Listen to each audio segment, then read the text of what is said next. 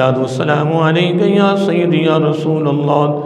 الصلاة والسلام عليك يا سيدي يا حبيب الله. الصلاة والسلام عليك يا سيدي يا نبي الله وعلى آلك وأصحابك يا سيدي يا نور الله يا خاتم النبيين يا رحمة للعالمين. مولاي صل وسلم دائما أبدا على حبيبك خير الخلق كلهم محمد سيد الكونين والثقلين والفريقين من عرب ومن أجم. هو الحبيب الذي ترجى الشفاعة لكل هول من الأحوال مقتحم. ثم الرضا عن أبي بكر وعن عمر وعن علي وعن عثمان ذی الکرم. نہایتی واجب الاحترام محترم مکرم معزز سامعین حضرات اور عزیزان گرامی قدر، اللہ رب العزت کی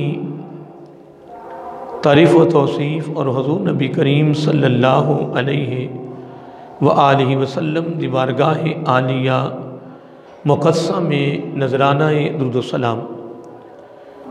اللہ رب العزت کا بے حد شکر ہے اور اس کا بے پایہ کرم ہے کہ اس نے ہم سب کو اپنے پیارے محبوب علیہ السلام دی امت اندر پیدا فرمایا.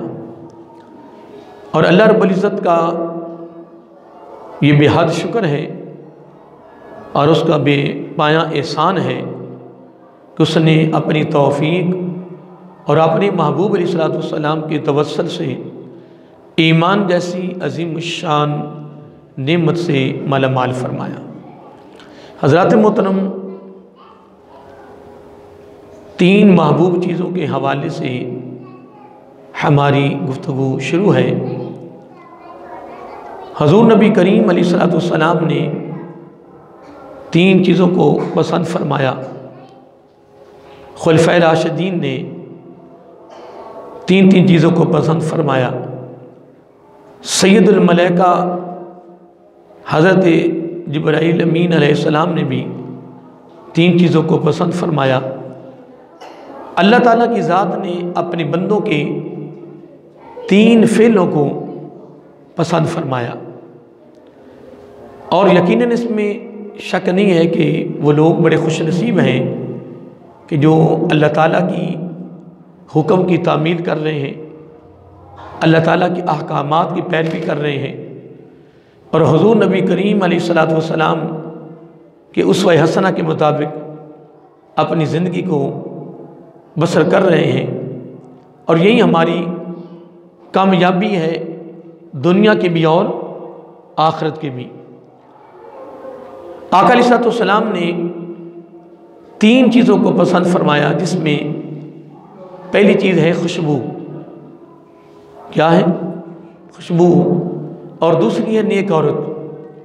خوشبو کے حوالے سے میں نے چند ایک باتیں جو ضروری تھی وہ میں نے بیان کر دی، اور گزشتہ 2 جمعوں پر میں نے نیک عورت کے حوالے سے 2 جمعوں پر چند ایک باتیں اللہ تعالیٰ کی توفیق سے آپ کے ہاں گوشگوار کی. اللہ تعالیٰ ہمیں اس پر عمل کرنے کی توفیق عطا فرمائے. اور تیسرا جو عمل ہے یا تیسرا جو فعل ہے، جو تیسری چیز ہے جس کو میرے آقا علیہ السلام نے پسند فرمایا، وہ نماز ہے. کیا ہے؟ نماز. آقا علیہ السلام نے فرمایا کہ اللہ رب العزت نے اس نماز کو میری آنکھوں کی ٹھنڈک بنا دیا ہے. کیا بنایا ہے؟ जुइलत कुर्रतु ऐनी फिस्सलाह, अल्लाह ताला ने नमाज को मेरी आंखों की ठंडक बना दिया है। यकीनन दोस्तों इसमें शक नहीं है कि जो भी मेरा आका अलैहिस्सलाम को उम्मती नमाज की अदायगी करता है, नमाज पढ़ता है, उधर वो नमाज पढ़ रहा होता है, उधर आका अलैहिस्सलाम की आंखों को ठंडक पहुंच रही होती है। अब उस अमल की वजह से, उसके इस अमल की वजह से, क्योंकि मैंने ये बयान किया है कि जब मोहब्बत इंतहा को पहुंचती है, किसको, यानी जब इन मोहब्बत बहुत ज़्यादा हो जाए, बहुत ज़्यादा हो जाए, तो उस मोहब्बत की जो निशानी है, जो अलामत है, वो है क्या, आंखों की ठंडक। और मैंने ये कई मरतबा मिसाल दी है कि वालिदैन राज़ी हो जाएं, खुश हो जाएं, और ख़ुसूसी तौर पर वालदा मोहतरमा की ज़ुबान से ये जुमला निकल आता है औलाद के लिए, बेटी के लिए, बेटे के लिए, उसकी ज़्यादा फरमाबरदारी की वजह से, ज़्यादा खिदमत की वजह से, ज़्यादा प्यार की वजह से, उसकी ज़ुबान से ये जुमला ज़रूर निकलता है कि ए बेटे या ए बेटी, तूने मुझे इतना खुश किया है, इतना खुश किया है कि मेरी आंखों की ठंडक है, यानी मेरी आंखें ठंडी हो गई हैं आपके इस अमल की वजह से, आपके इस अमल की वजह से मेरी आंखें जो ठंडी हुई हैं। अब जब मोहब्बत अरूज को पहुंचती है, जब इंतहा को मोहब्बत पहुंचती है, तो यूँ समझ लें कि वो उसकी निशानी या उसकी अलामत, उसकी पहचान ये होती है आंखों की ठंडक। तो दोस्तों आका अलैहिस्सलाम ने जिन तीन चीज़ों को पसंद किया है, उम्मत की कामयाबी भी इसी में है कि हम भी उन तीन चीज़ों को पसंद करें।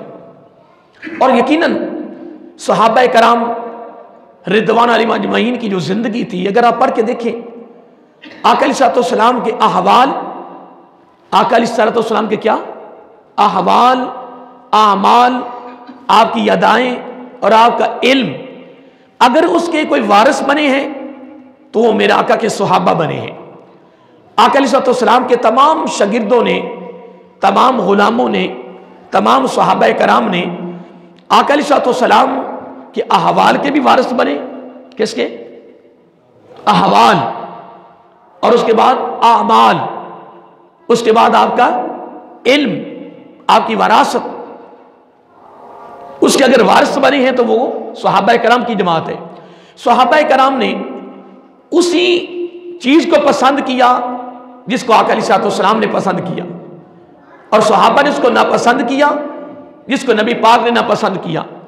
और आज भी उम्मत मुस्लिमा की कामयाबी, उम्मत मुस्लिमा की कामरानी, उम्मत मुस्लिमा की फतह और उम्मत मुस्लिमा का अरूज और बुलंदी सिर्फ और सिर्फ इसमें है कि वह अपने महबूब अलैहिस्सलाम की अदाओं को पसंद करें।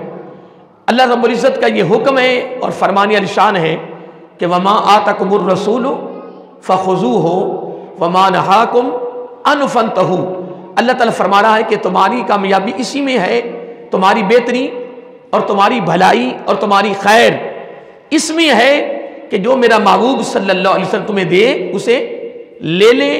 और लेने का मकसद फ़कत लेने तक नहीं है, उसको अमली जामा पहनाएं, अपनी ज़िंदगी में उसको अपना लें, और जिस से मेरे महबूब में रोक दे उससे तुम रुक जाएं, और उसको लेना, उसका देना और फिर उस पर अमल करना, हजूर नबी करीम अलैहिस्सलाम की इस अदाओं को अपनाना, यह हमारे लिए कामयाबी की बेहतरीन राह है।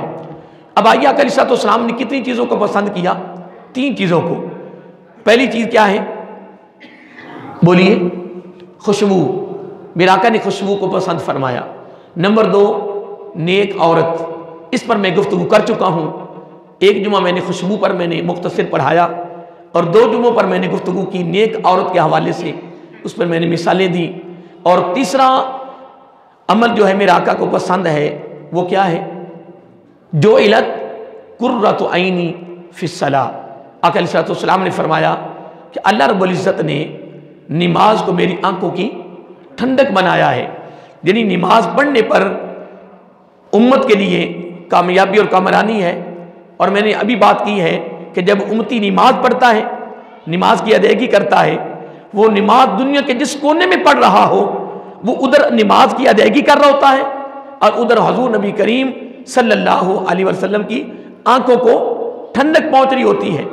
اور زیادہ سے زیادہ قرآن مجید میں سب سے زیادہ اور کثرت کے ساتھ جو اللہ رب العزت نے حکم کیا ہے وہ کس کا ہے؟ نماز کا ہے۔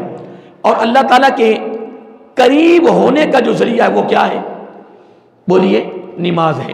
حدیث پاک میں آیا ہے کہ اللہ تعالیٰ کے قریب ہونے کا ذریعہ بھی نماز ہے، اللہ تعالیٰ کو راضی کرنے کا ذریعہ بھی نماز ہے، اللہ تعالیٰ سے مانگنے کا ذریعہ بھی نماز ہے، اللہ تعالیٰ کی بارگاہ میں توبہ کرنے کا ذریعہ بھی نماز ہے، اللہ تعالیٰ کی رضا، اس کا قرب، اس کی خوشنودی حاصل کرنے کا ذریعہ بھی نماز ہے، اور آقا علیہ السلام کی آنکھوں کی ٹھنڈک بھی نماز ہے۔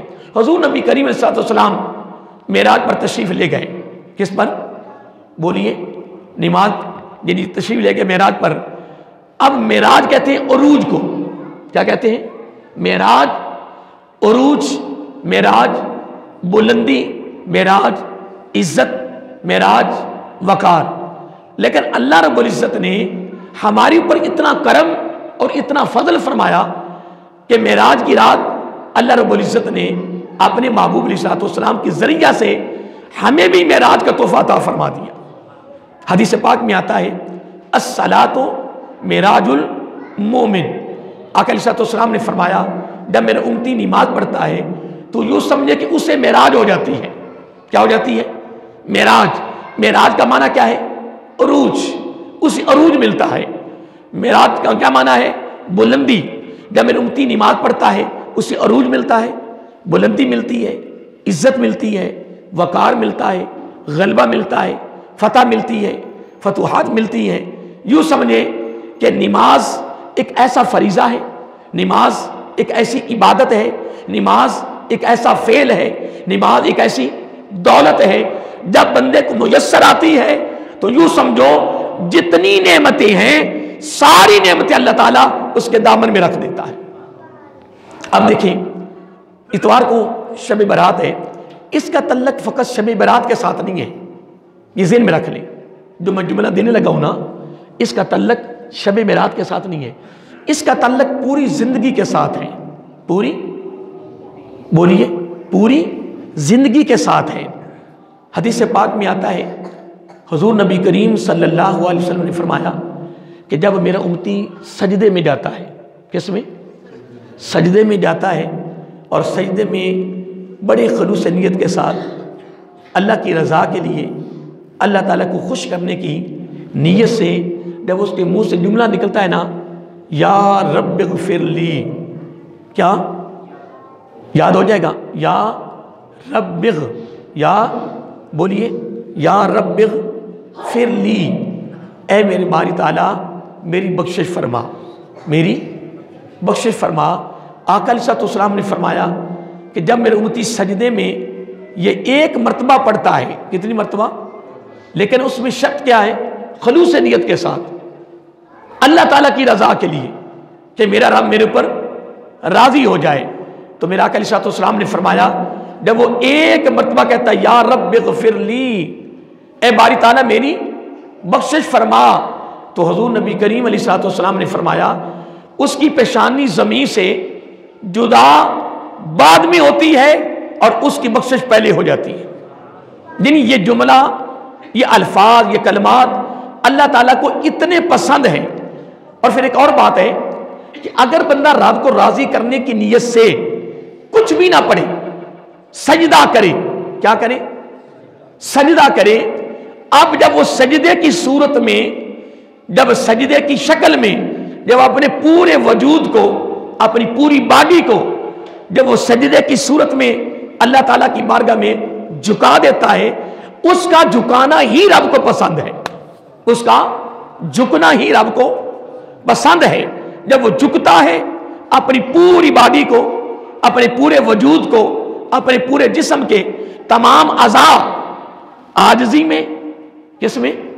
عاجزی میں، انکساری میں، اقرار کی صورت میں، اعتراف کی صورت میں، ماننے کی صورت میں، راضی کرنے کی صورت میں، توبہ کی صورت میں سجدے میں کچھ بھی نہ پڑے. کیا؟ سجدے میں کچھ بھی نہ پڑے، صرف وہ اپنے آپ کو جھکا دے اس نیت سے کہ میرا رب راضی ہو جائے. تو سجدے میں جب وہ جاتا ہے تو اللہ تعالیٰ اس پر راضی ہو جاتا ہے. اس کا جھکنا اللہ تعالیٰ کو بہت پسند ہے. اس لیے میرا آقا علیہ السلام نے فرمایا کہ اگر اللہ رب العزت نے معراج کی دولت مجھے عطا کی ہے، کس کی دولت؟ معراج کی. اگر بلندیوں کی اگر مجھے یہ تحفہ اور نعمت دی ہے تو آقا علیہ السلام نے فرمایا میرے رب نے میری امت کو بھی تحفہ دے دیا، میری امت کو بھی تحفہ دے دیا. اے میرے محبوب صلی اللہ علیہ وسلم، میں تیری امت کو نماز کو تحفہ دیتا ہوں. دیکھیں، کوئی بھی کسی سے تحفہ مل جائے تو لوگ اس کی قدر کرتے ہیں. کوئی دنیا دار اس کو چیز دے دے تو کیا کرتے ہیں؟ اس کی قدر کرتے ہیں. ہمیں تو اللہ رب العزت نے اپنی طرف سے وہ تحفہ دیا ہے کہ جس تحفے کا کوئی مقابلہ نہیں ہے. پھر دیکھیں آقا علیہ السلام نے جو ہمیں جملہ دیا ہے کہ اللہ تعالیٰ کے قریب ہونے کا جو ذریعہ ہے وہ کیا ہے؟ نماز ہے. اللہ تعالیٰ سے مانگنے کا ذریعہ کیا ہے؟ نماز ہے. اللہ تعالیٰ کی بارگاہ میں توبہ کرنے کا ذریعہ کیا ہے؟ نماز ہے. اس لیے میرا آقا علیہ السلام میں آ گیا کہ نماز جو ہے یہ میری امت کی معراج ہے. اب دیکھیں قرآن مجید کی جن آیات کا میں نے پہلے جمعے سے، پچھلے جمعے سے میں نے آغاز کیا، سورۃ المدثر اس کی آیت نمبر 40 میں جب جنتی جنت میں چلے جائیں گے اور دوزخی دوزخ میں چلے جائیں گے تو اب جنتی دوزخیوں پر سوال کریں گے. کیا کریں گے؟ سوال کریں گے. فی جنات، جنت والے یتساءلون سوال کریں گے عن المجرمین، یعنی جو دوزخ میں جائیں گے مجرم کی حیثیت سے. اب جنتی ان پر سوال کریں گے، کیا کریں گے کہ ما سلککم فی سقر، تمہیں وہ کون سا عمل ہے، کون سی وہ چیز ہے جو تمہاری دوزخ میں جانے کا سبب بنی ہے؟ وہ کیا عمل ہے، وہ کون سا فعل ہے کہ دوزخ میں جانے کا کیا بنا ہے؟ سبب بنا ہے، ذریعہ بنا ہے. وہ کون سی چیز تمہیں جو دوزخ میں لے کر آئی ہے؟ تو وہ صاف کہیں گے. اب دوستو یاد رکھیں کہ جو چیز اللہ رب العزت نے قرآن مجید میں بیان کر دی ہے وہ سچ ہے، اور اللہ رب العزت نے قیامت کا سارا نقشہ کھینچ کر قرآن مجید میں ان آیات کے اندر کل بند کر دیا ہے. یہ جو بیان ہو رہا ہے نا، یہ قیامت کو ہونا ہے. بولیے، یہ قیامت کو ہونا ہے، شک میں نہیں جانا اور مغالطے میں نہیں جانا. مغالطے میں جب آدمی چلا جاتا ہے تو یہی ناکامی کا سبب ہے. اور اس وقت امت مسلمہ کو بہت بڑا مغالطہ لگ گیا ہے. اس مغالطے کی وجہ سے امت مسلمہ کی پوری دنیا میں، امت مسلمہ کی بین الاقوامی سطح پر، اوپر کی سطح پہ جو ناکامی کا سبب ہے، ڈر کا سبب ہے، وہ کیا ہے کہ ہم مغالطے میں ہیں.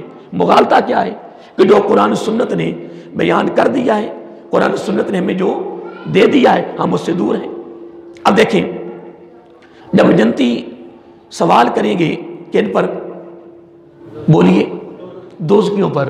اور دوزخ میں کون جائیں گے؟ ان کا اللہ رب العزت فرمایا ان المجرمین، وہ سارے مجرم ہوں گے جو دوزخ میں جائیں گے. جنتی ان پر سوال کریں گے کہ یار کون سی چیز ہے جو تمہیں کس میں لے کر آئی ہے؟ دوزخ میں.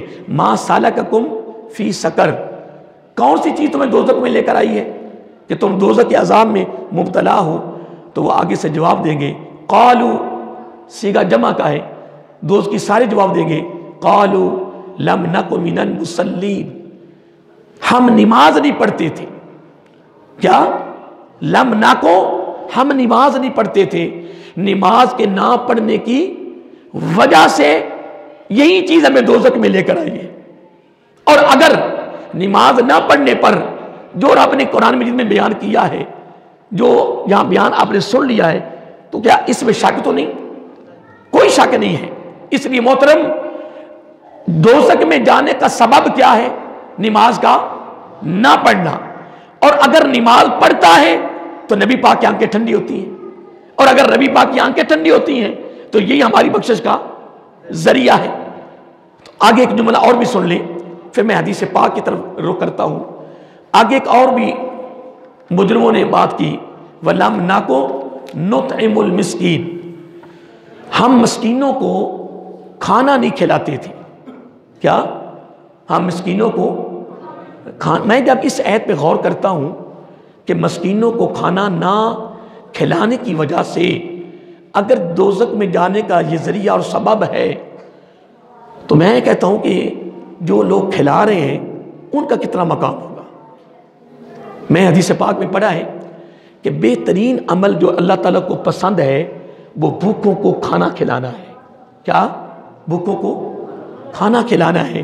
جب آدمی کسی کا پیٹ بھرتا ہے نا، کھانا کھلاتا ہے، اس کا پیٹ بھر جاتا ہے، تو اللہ تعالیٰ فرماتا ہے فرشتوں گواہ ہو جاؤ، میں نے اپنے اس بندے کے عمل کو اتنا پسند کیا ہے، اس نے میرے بندے کو کھانا کھلا کر اس کی بھوک کو دور کیا ہے، گواہ ہو جاؤ میں نے اس کے ماضی کے سارے گناہ معاف فرما دیے۔ میں حدیث پاک میں پڑھ رہا تھا کہ قیامت کے دن، کیا؟ قیامت کے دن دیکھیں ایک آدمی بھوکا ہے، اس کو بھوک لگی ہوئی ہے، تو اب اس کی ایک تمنا ہے، کیا ہے؟ کہ مجھے کھانا ملے، میری بھوک دور ہو جائے، اور اس کی ایک مشکل ہے، اس کی ایک مصیبت ہے، پریشانی اس کے لیے۔ اب آقا علیہ السلام نے فرمایا کہ جس وقت وہ اس کی بھوک کو دور کرنے کے لیے، اس کی اس مشکل کو دور کرنے کے لیے جب اسے کھانا کھلاتا ہے، تو میرے آقا علیہ السلام نے فرمایا، رب فرماتا ہے کہ قیامت کے دن جو بہت بڑی مصیبت اس پر کھڑی ہوگی، اس مصیبت کو میں دور فرما دوں گا۔ حدیث پاک میں آتا ہے میرے آقا علیہ السلام نے فرمایا قیامت کا دن ہوگا، قیامت کا۔ اس سے قبل میں ایک حدیث پاک کوٹ کروں۔ ایک دن حضرت ابو ذر رضی اللہ تعالیٰ بڑے مشہور صحابی ہیں، آقا علیہ السلام ان کو اپنے ساتھ لے کر ایک باغ میں گئے جس میں درخت زیادہ تھے، سردی کا موسم تھا۔ میرے آقا علیہ السلام نے ایک درخت کی ٹہنی کو پکڑا جس کو ہم موسم خزاں بھی کہتے ہیں۔ موسم خزاں میں کیا ہوتا ہے بھلا؟ بولیے، ہاں ماشاء اللہ سارے اہل بیٹھے۔ موسم خزاں میں کیا ہوتا ہے؟ پتے جھڑ جاتے ہیں۔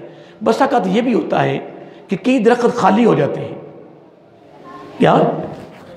کئی درخت خالی ہو جاتے ہیں، یعنی اتنے وہ جھڑ جاتے ہیں، یعنی بغیر اس کو چھیڑنے کی۔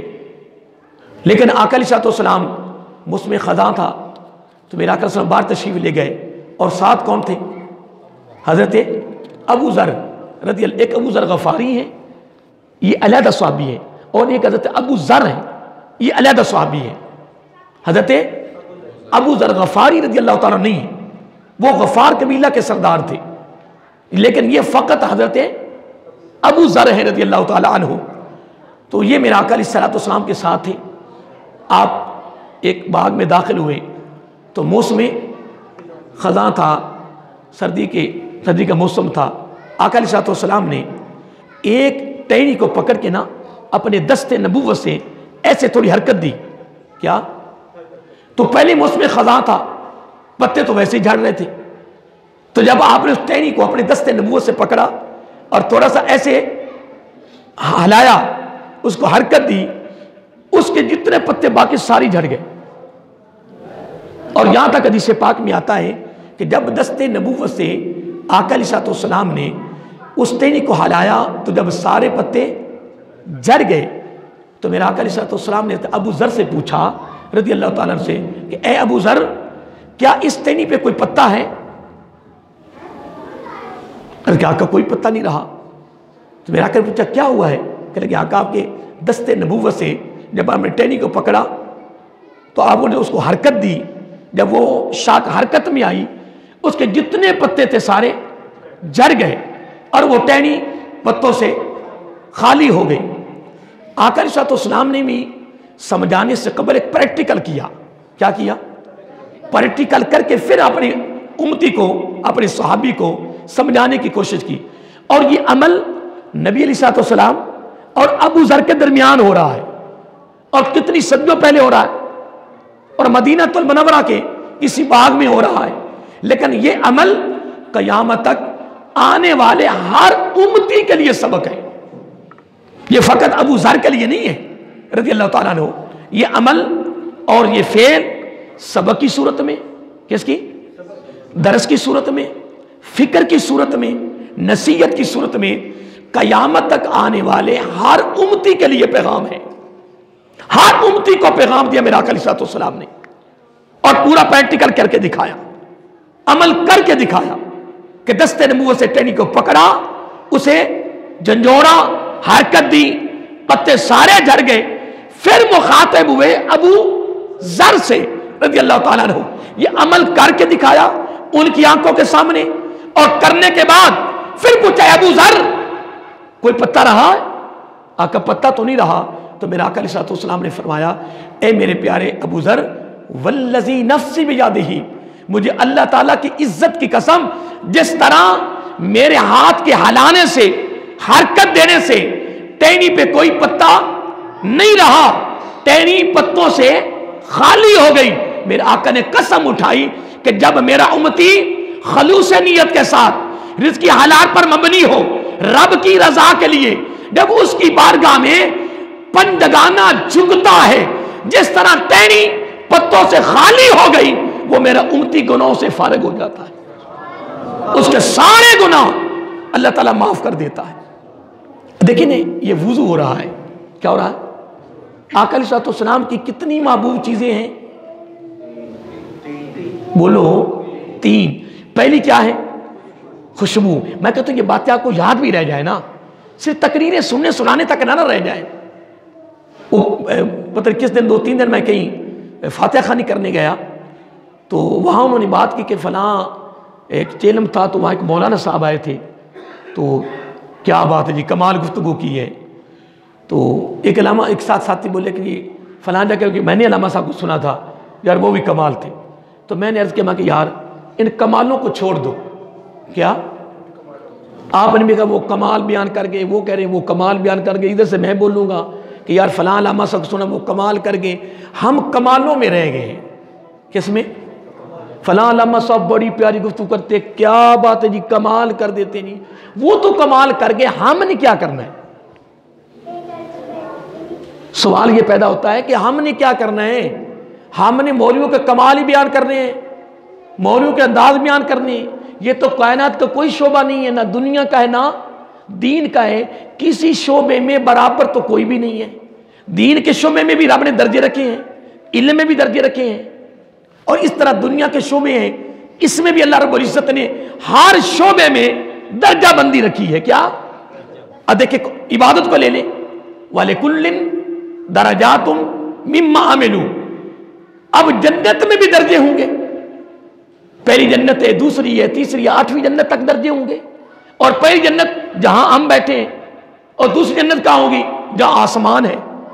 کتنی بلندی آسمان کی. دوسری جنت وہاں ہوگی، تیسری جنت اتنی اوپر ہوگی، اور 8ویں جنت کہاں تک پہنچے گی؟ آپ بہتر جانتے ہیں، ماشاءاللہ آپ سب اہل علم ہیں. وَلِكُلٍّ دَرَجَاتٌ مِّمَّا عَمِلُوا.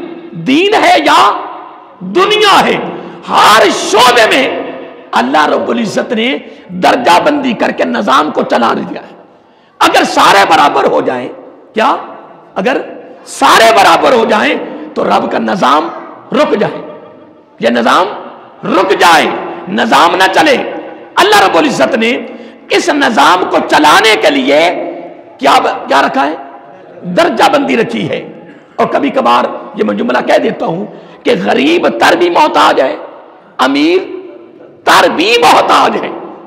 غریب تر بھی محتاج ہے، امیر. اور اگر یہ محتاجی نہ ہو تو دنیا کا نظام درم برم ہو جائے. نظام کو چلانے کے لیے تو میں اس کو کہہ رہا تھا ہم کمالوں میں مر گئے. کس میں؟ بولیے. رات کہیں ہم درس قرآن دینے جا رہے تھے، تو راستے میں کہیں رکے ہم، تو وہاں بھی وہ حضرت صاحب فرما رہے تھے کہ میں اپنے علاقے میں ایک بہت بڑا پروگرام کرتا ہوں، فلاں علامہ صاحب کو بلایا، کمال کر گئے. فلاں علامہ صاحب کو 2 مرتبہ میں وہ بھی کمال کر گئے.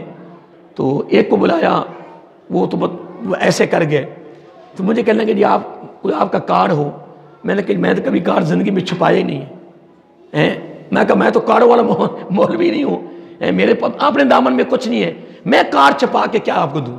جب کارڈ چھپاؤں گا تو میں پر لکھاؤں گا حضرت علامہ مولانا قاری، کوئی نہ کوئی تو کچھ لکھاؤں گا نا، اکیلا تو نہیں لکھوں گا محمد یوسف نقشبندی، وہ کارڈ تو نہ ہوا، اس کو کارڈ نہیں کہتے، کارڈ پر کوئی نہ کوئی تو پھر اوپر ڈگری لکھی ہوتی ہے نا، میں کہ وہ ڈگریاں میرے پاس ہے نہیں، میں کیا لکھاؤں؟ مجھے اپنا نہیں پتا میرے ساتھ پتہ نہیں کیا ہونا ہے، موت کا دروازہ کیسے گزرنا ہے، قبر میں کیا حالت ہونی ہے، تو میں کیا ڈگریاں لکھاؤں، میں کیا کارڈ چھپاؤں؟ کہ میں پورے پاکستان میں تقریروں کے لیے گیا ہوں، آتا جاتا رہتا ہوں، بڑی دنیا پوچھتی کارڈ کے بارے میں نے کہا یار میرے پاس کارڈ نہیں ہے، میرا کارڈ ایک ہی ہے، حضور غوث اعظم حضور عبد القادر جیلانی الحسنی الحسینی علیہ رحمہ، وہ فرماتے تھے کہ لوگوں کی سال میں 2 عیدیں ہوتی ہیں، کتنی؟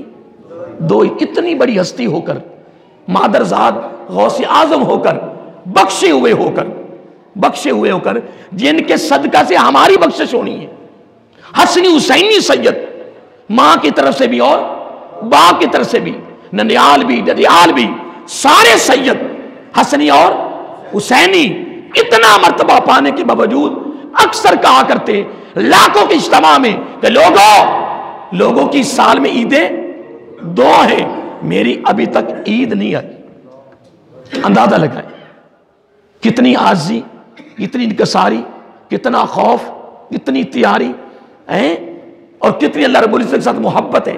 فرمایا کرتے میری ابھی تک عید نہیں آئی، لوگ پوچھتے نہیں آپ کی عید کب آئے گی؟ اب جملہ سن لیں کہ میری عید کب آئے گی؟ کہ جب قیامت کا دن ہوگا۔ کیا؟ دیکھیں آقا علیہ السلام نے فرمایا کہ جو موت کے وقت کلمہ پڑھ کے چلا گیا وہ بخشا گیا، جو کلمہ پڑھ کے گیا۔ کیا حضور غوث اعظم علیہ رحمہ نے اپنے نانا جان کے یہ جملہ نہیں پڑھا ہوگا؟ بولیے پڑھا ہوگا نا۔ اگر میں ایک ادنا سا طالب علم میں سنا رہا ہوں، میں نے پڑھا ہے، تو پھر حضور غوث اعظم کا علم ہم تو سوچ بھی نہیں سکتے۔ ہم تو ان کے جو جوڑوں کو جو نیچے ذرے لگے نا، جوڑے کے نیچے ذرے، ان میں سے ایک ذرے کے کروڑویں حصے کو ہم نہیں پہنچ سکتے، جو ان کا مقام ہے، جو ان کی عزت اور وقار ہے، جو ان کو اللہ نے درجہ عطا فرمایا، ہم اس کے مقابلے میں کیا ہیں؟ کچھ بھی نہیں ہے۔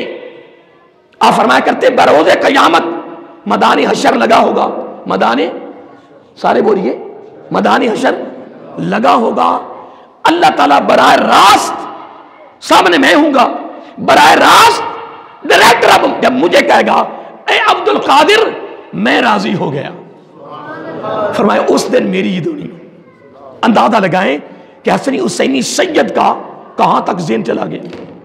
تو میں کہا ہمیں تو اپنا بھی علم نہیں ہے کہ ہمارے ساتھ کیا ہونی ہے، اس لیے پھر رات بھی وہ بھی کہہ رہے تھے جی فلاں کو بلا کمال ہے، نہیں دوستو کمال کو چھوڑیے، اور میں منع بھی نہیں کر